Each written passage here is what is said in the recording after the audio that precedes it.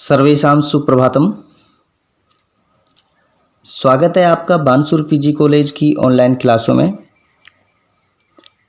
आज हम BA part second Sanskrit साहित्य के पेपर फर्स्ट के बारे में चर्चा करेंगे, जिसमें 2019 का जो क्वेश्चन पेपर है उसमें से व्याकरण का जो पार्ट आता है, जिसमें से आज हमारी क्लास में हमने सॉल्यूशन रखा है सूत्रों की व्याख्या करना। किस प्रकार से हम सूत्रों की व्याख्या करेंगे। प्रिय विद्यार्थियों, परीक्षा में दो प्रकार से क्वेश्चन पूछे जाते हैं व्याकरण में। एक तो सूत्र देकर के उनकी व्याख्या पूछता है और दूसरा शब्द देके उनकी सिद्धि। तो आज का हमारा टॉपिक रहेगा व्याकरण के सूत्रों की सिद्धियां। तो आइए शुरू करते हैं आज का टॉपिक। क्वेश्चन आता है, अधोलिखित सूत्रों की व्याख्या कीजिए। इस प्रकार से परीक्षा में क्वेश्चन पूछा जाता है और क्वेश्चन में 2019 के पेपर में 4 सूत्र दिए गए थे, जिन चारों सूत्रों की हम यहाँ व्याख्या क्रम से शुरू कर रहे हैं। पहला सूत्र है हमारा नए विभक्तौ तुष्मा। ये जो सूत्र है, पहला छोटा क्वेश्चन भी यहाँ मैं बताता चल रहा हूँ। ये कई बार पूछ लेता है कि तुष्मा का निषेध करने वाला सूत्र कौन सा है। तो ये क्या करता है, तुष्मा का निषेध करने वाला सूत्र है, इसको हम निषेध सूत्र भी कहते हैं। निषेध का अर्थ होता है किसी कार्य को होने से रोकना, निषेध कहलाता है। यानी किसी भी होते हुए काम को में रुकावट पैदा करना निषेध होता है। तो ये निषेध सूत्र है। इसकी वृत्ति है विभक्ति तथा तैवर्ग शकार मकारः न इत। अर्थ हो गया इसका, विभक्ति अवस्था में तैवर्ग शकार और मकार की इत संज्ञा नहीं होगी। इत संज्ञा का मतलब यहाँ लोप करने से है, क्योंकि जैसे इत संज्ञा हो जाती है तो पूर्व कक्षाओं में हमने आपसे चर्चा की थी कि तस्य लोप सूत्र प्रवृत्त होता है। और तस्य लोप सूत्र क्या करता है, जिसकी इत संज्ञा हो गई है उस पद या वर्ण का लोप कर देता है।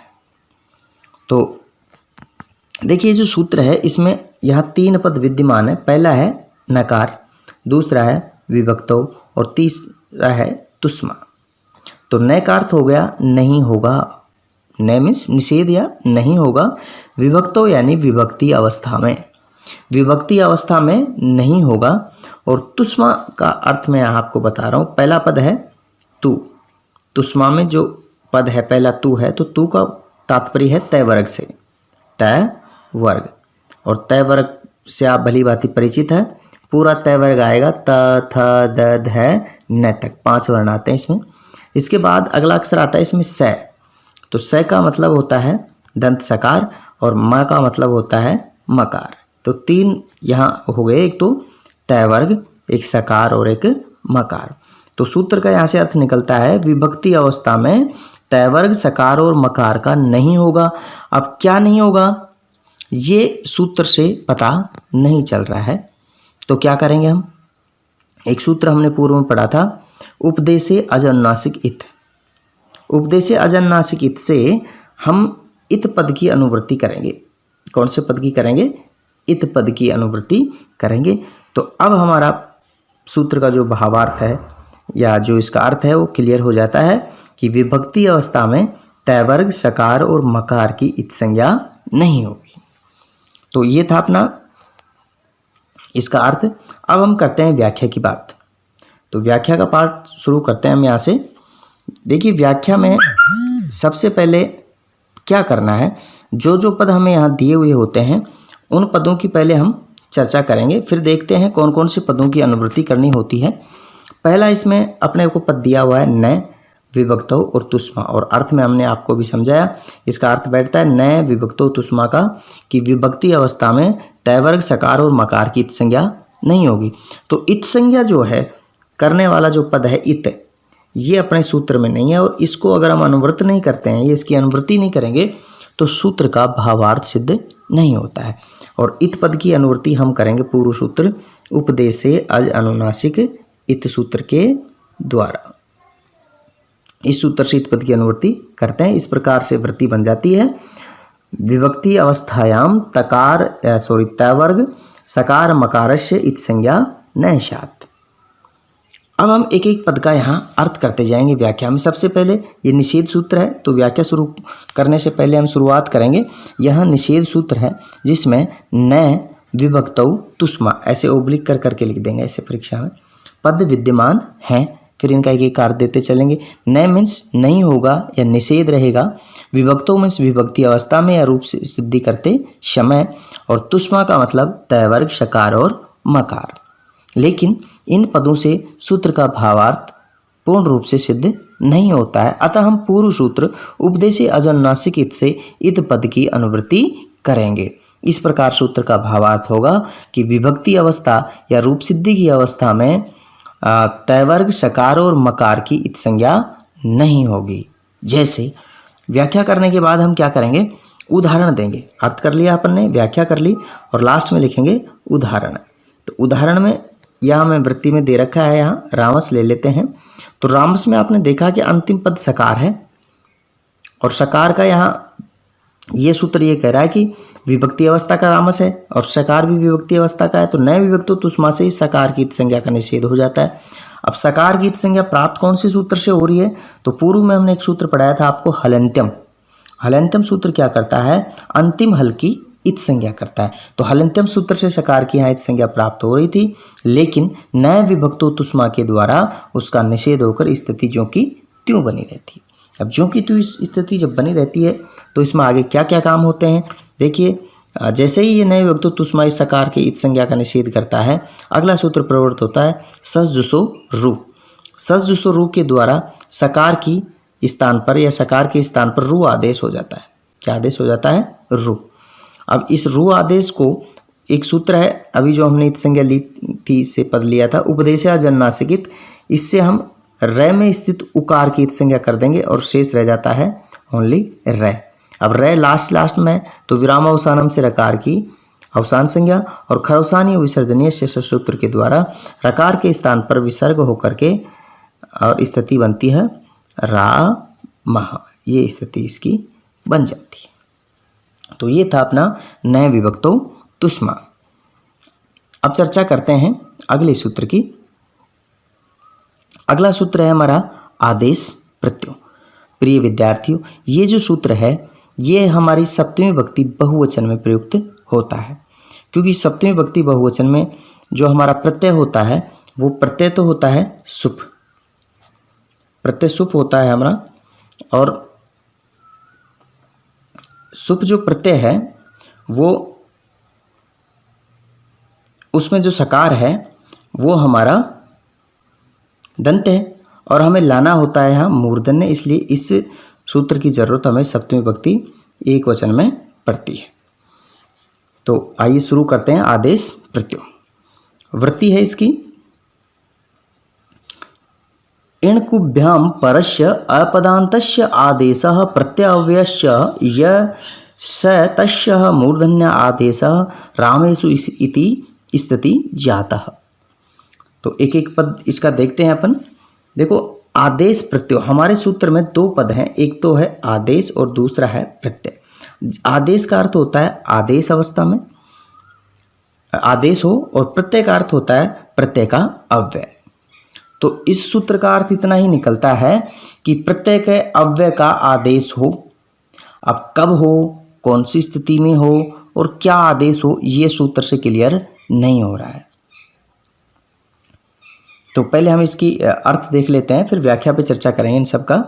तो इसका अर्थ क्या होता है, इणकुभ्याम अर्थात इण प्रत्याहार कै वर्ग से परे अपदांत या प्रत्यय का कोई अव्यय सकार स्थित है। कौन सा सकार, दंत सकार स्थित है, तो उस दंत सकार के स्थान पर मूर्धन्य आदेश हो जाता है। कहने का तात्पर्य, इस दंत सकार के स्थान पर ये वाला से आदेश हो जाता है। कब होगा, इण प्रत्याहार और कै वर्ग से परे अपदांत दंत सकार के स्थान पर मूर्धन्य सकार आदेश हो। वो जो दंत सकार होगा वो दो अवस्थाओं का हो सकता है, या तो कोई आदेश किया हुआ हो, जैसे मान लो किसी सूत्र के द्वारा आदेश हुआ हो, या फिर वो कोई प्रत्यय का अव्यय हो सकता है। तो ये था अपना सूत्र का अर्थ। अब हम बात करते हैं व्याख्या के पार्ट की। देखिए व्याख्या इसकी हम देखते हैं तो अभी हमने बताया कि सूत्र में केवल 2 पद हैं जिनका अर्थ निकलता है कि प्रत्यय के और आदेश अवस्था के, बस इतना ही अर्थ आता है। तो हमें इसमें एक तो किस पद की अनुवृत्ति करनी होगी, ये जो पद लिखा हुआ है इणकुभ्याम, इस पद की अनुवृत्ति करेंगे और एक अपदान्तस्य पद की अनुवृत्ति करनी होती है। तो इस प्रकार से इणकुभ्याम और अपदांत पद की जब अनुवृत्ति कर लेते हैं तो सूत्र का जो अर्थ है, व्याख्या है वो शुरू होगी। यह है आदेश सूत्र है या विधि सूत्र भी कह सकते हैं, जिसमें आदेश और प्रत्यय 2 शब्द हैं। आदेश का अर्थ होता है आदेश अवस्था का और प्रत्यय का अर्थ होता है प्रत्यय का अव्यय। तो दोनों पदों का अर्थ होता है आदेश अवस्था का और प्रत्यय का अव्यय। इन 2 पदों से सूत्र का भावार्थ सिद्ध नहीं होता है। अतः इणकुभ्याम अपदान्तस्य शस्य और मूर्धन्य सकार पद की यहाँ अनुवृत्ति करनी होगी। इस प्रकार सूत्र का भावार्थ होता है कि इण प्रत्याहार और कै वर्ग से परे अपदांत आदेश अवस्था के सकार और प्रत्यय के अव्यय रूपी सकार के स्थान पर, दंत सकार के स्थान पर मूर्धन्य सकार आदेश होता है। उदाहरण देते हैं, जैसे राम शब्द था और राम शब्द में सुप प्रत्यय करने से स्थिति बनती है रामेसु, ये स्थिति बनती है। अब देखिए ये जो मैंने यहाँ हाईलाइट कर रखा है, अपदांत शब्द आया था कि ये जो दंत सकार होगा वो पद के अंत में नहीं होना चाहिए। तो हम यहाँ देख रहे हैं कि रामेसु में सकार अपदांती है, ये पद के अंत में नहीं है क्योंकि पद के अंत में इसमें उ जुड़ा हुआ है। तो रामेसु में ये स्थिति बनती है। अब ये सूत्र में 2 पद हैं, जैसे पहला है इणकुभ्याम, तो इण जो है वो तो है प्रत्याहार और कु का मतलब होता है कै वर्ग। तो इण का मतलब हो गया इण प्रत्याहार। अब इण प्रत्याहार में कौन कौन से वर्ण आते हैं, अयोण सूत्र के ई से शुरू करेंगे और अयोण के ई से शुरू करके और लन सूत्र के नकार तक के अक्षरों की यहाँ गिनती हो जाएगी, यानी ई उ री ली ए आई ओ औ और हाय वरट और लन, ये कोई वर्ण विद्यमान होना चाहिए या फिर कोई कै वर्ग का अक्षर हो उसके परे। अब हम रामेसु में देखते हैं। रामेसु में पहला पद है रे, दूसरा है आ, तीसरा है म और चौथा है ए और 5वां है स। तो यहाँ ये इन प्रत्याहार का वर्ण यहाँ विद्यमान है और सकार यहाँ अंत में भी नहीं है, अपदांत है। तो आदेश प्रत्यय सूत्र के द्वारा इस सकार के स्थान पर मूर्धन्य सकार आदेश होकर के स्थिति बन जाएगी रामेसु, ये स्थिति यहाँ हो जाती है। तो व्याख्या करने के बाद हमें उदाहरण को जरूर समझा के आना है परीक्षा में, क्योंकि अगर 4 या 5 नंबर की सिद्धि करवाता है, व्याख्या करवाता है, तो उदाहरण अगर नहीं लिखते हैं तो 1 आध नंबर उसमें कटने के चांस बन जाते हैं। तो ये था हमारा आदेश प्रत्यय कि आदेश अवस्था के सकार और प्रत्यय के अव्यय सकार के स्थान पर मूर्धन्य सकार आदेश हो। अब हम चर्चा करते हैं नेक्स्ट सूत्र की। तो नेक्स्ट सूत्र है हमारा जस्सी। जस्सी सूत्र कहता है कि अदंतात सर्वनामनो जस्सी स्यात् यथा सर्वधनसी इति स्थिति जाता है। अब ये पहला पद इस सूत्र में है जस और दूसरा इसमें है सी। तो पहले इसका अर्थ देख लेते हैं। अदंत अर्थात अकारांत सर्वनाम से परे जस प्रत्यय के स्थान पर, किसके स्थान पर, जस प्रत्यय के स्थान पर सी आदेश हो। ये हो गया इसका अर्थ। एक बार फिर से सुन लीजिए। अदंत सर्वनाम से परे जस प्रत्यय के स्थान पर सी आदेश हो, ये हो गया इसका अर्थ। अब हम बात करते हैं व्याख्या की। यह विधि सूत्र है जिसमें जस और सी, ऐसे ओब्लिक कर देंगे बीच में, जस और सी 2 पद विद्यमान हैं। जस का अर्थ ज बगैर दस और सी का अर्थ है सी, यानी जस प्रत्याहार का कोई प्रत्यय के स्थान पर क्या आदेश हो जाएगा, सी आदेश हो जाएगा। तो इस सूत्र से या इस सूत्र में इन दो जस और सी दो पदों से सूत्र का पूर्ण भावार्थ सिद्ध नहीं होता है। अतः हम अदंत सर्वनाम्न इति पदस्य अनुवृत्तिर स्यात्, अर्थात इस पद की हम पूर्व सूत्रों से क्या कर लेंगे, अनुवृत्ति कर लेंगे। इस प्रकार सूत्र का भावार्थ होगा कि अदंत सर्वनाम से परे जस प्रत्यय के स्थान पर सी आदेश होता है। जस प्रत्यय प्रथमा व्यक्ति बहुवचन का प्रत्यय है, तो ये आदेश बहुवचन में ही होगा, अन्यत्र कहीं नहीं होगा। जैसे मैं आपको उदाहरण देके समझाता हूँ।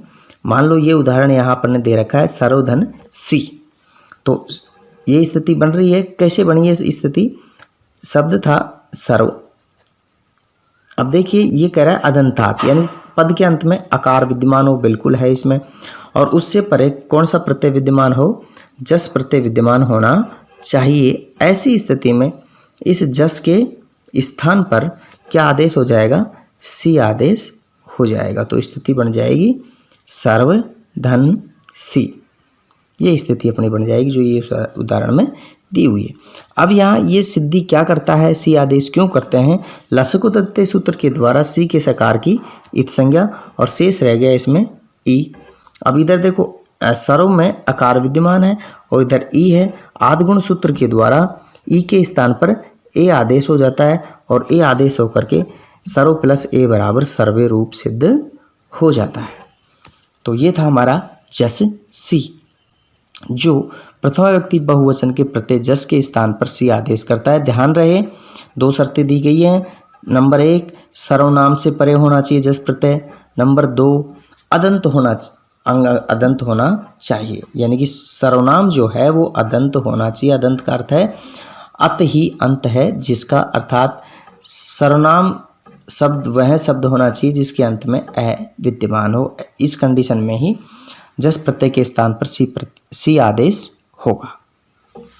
तो ये था हमारा जस सी। अब हम चर्चा करते हैं नेक्स्ट सूत्र के ऊपर। लास्ट जो चौथा सूत्र है हमारा, जो 2019 के पेपर में पूछा गया है, याडाप, छोटा सा सूत्र है। तो इसमें याडाप को हम जब खोलते हैं तो कौन कौन से पद इसमें आते हैं। देखो पहला पद है या। अब ये जो याट टुकड़े कर लेते हैं, इसका याट हलंत है, धन आप, दो पद विद्यमान है इसमें,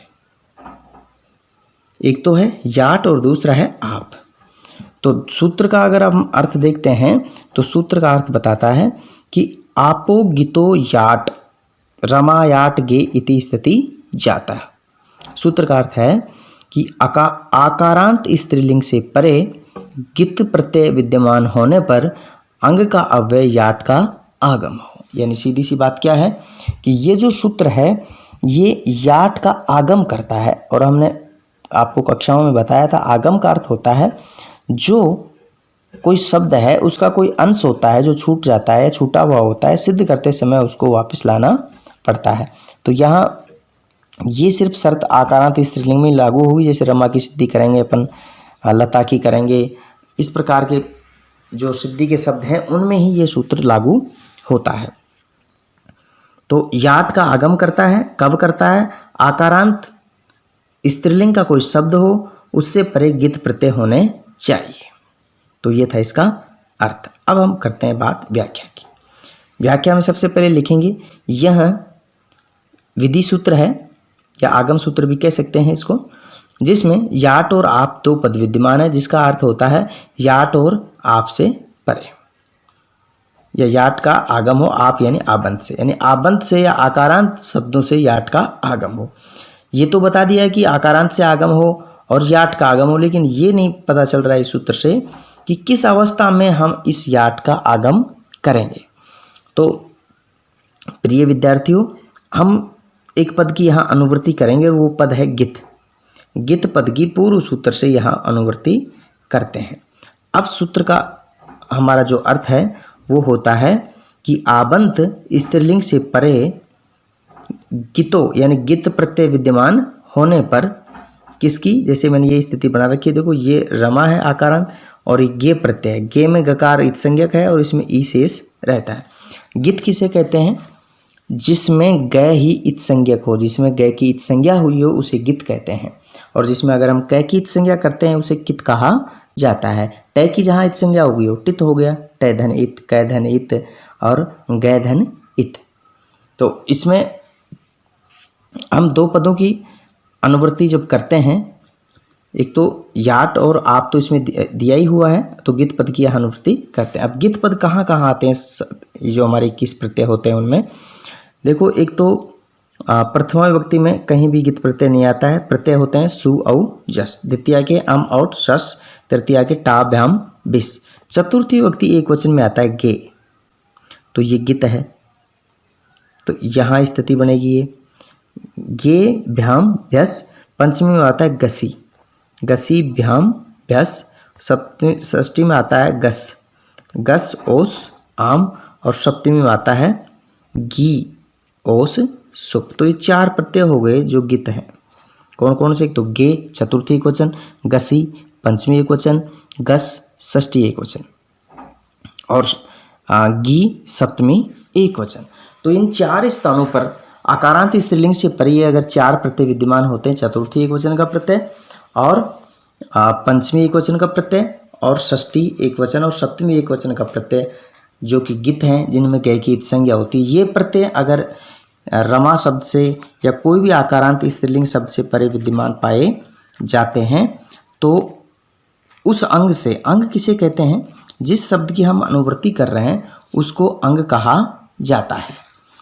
तो उस अंग से परे अगर ये जो प्रत्यय हैं, ये जिसकी गै की जिसमें इत संज्ञा होती है, वो अगर विद्यमान होते हैं तो इसमें हम अंग से याट का आगम कर लेते हैं। तो ध्यान रहे, अंग किसे कहेंगे, जिस शब्द की हम सिद्धि कर रहे हैं उसको अंग कहा जाता है। तो अब बात करते हैं, ये तो हो गई अंग की बात। अर्थ में हमने देख लिया कि ये याट का आगम करता है। कब करता है, गित प्रत्यय परे होने चाहिए। पूर्व में क्या होना चाहिए, आकारांत स्त्रीलिंग का पद। तो व्याख्या में हमने किया कि 2 पद इसमें है, याट और आप, जिसका अर्थ होता है आबंध से परे याट का आगम हो। गित पद की यहाँ अनुवृत्ति कर ली। गितों से आकारांत स्त्रीलिंग से परे गित प्रत्यय होने पर याट का आगम हो। अब बात करते हैं कि मान लीजिए हम किसी पद से किसी अव्यय की क्या कर रहे हैं, अनुवृत्ति कर रहे हैं। तो अनुवृत्ति करते समय हमें किन किन बातों का ध्यान रखना है। देखो, मान लो कोई भी एक पद है और ये उसका स्थान है, उसका घर है, तो वो जो अव्यय का जो आगम होगा या जो अव्यय आएगा उसको हम पूर्व में रखें या फिर उसको बाद में रखें। उसके लिए 2 सूत्र हैं। नंबर 1 सूत्र है आद्यांतो टकितो। सूत्र आद्यांतो टकितो कहता है कि अगर तुम्हें टित और कित का आगम करना है तो अंग से आदि अव्यय बनेगा, अर्थात अंग से पहले उसका आगम करना है। और एक सूत्र है अचो अंत्यादि पर, मितो अतो अंत्यात पर। ये सूत्र क्या कहता है, अगर मितों का तुम्हें आगम करना है, मिद अचो अंत्यात पर सूत्र कहता है कि मितों का अगर तुम्हें आगम करना है तो अंतिम अच के परे होगा और बाकी जो बच गए उसका अंग के बाद में आगम होता है। तो ये थी आगम होने की स्थिति। अब चूंकि हमारा जो याट है उट्टित है तो आद्यांतो टकितो से आदि अव्यय बनेगा और आदि अव्यय बनेगा तो स्थिति क्या बनती है कि जो रमा शब्द है, गे पद है, गे पद का आदि अव्यय बनाते हैं तो ये यहाँ स्थित हो जाता है। तो उदाहरण देंगे इसमें, रमा धन याट धन गे। अब गे में गकार इत संज्ञक है, ए बच गया। याट में टकार की इत संज्ञा उपलब्ध है अलंतम सूत्र के द्वारा, तो स्थिति बन जाती है रमा या और ए। और अब अपन यहाँ देखते हैं कि इधर या में आ विद्यमान है और इधर ग में ए शेष रहा है। तो सूत्र वृद्धि रेचि के द्वारा आ और ए मिलकर के आई आदेश हो जाते हैं और स्थिति बन जाती है रमा यई। चतुर्थी विभक्ति एक वचन में का रूप सिद्ध हो जाता है र मा यई। ये स्थिति यहाँ सिद्ध होकर के निकलती है। तो प्रिय विद्यार्थियों, ये थे हमारे 2019 के पेपर में आए हुए सूत्र जिनकी व्याख्या हमने आपको इस वीडियो के माध्यम से बताई है। आशा है आपको अच्छे से समझ में आ गया होगा। आज का जो हमारा टॉपिक है वो यहीं समाप्त होता है। अगले वीडियो में हम आपको बताएंगे कि इन सूत्रों के द्वारा शब्दों की सिद्धियां कैसे करते हैं। धन्यवाद।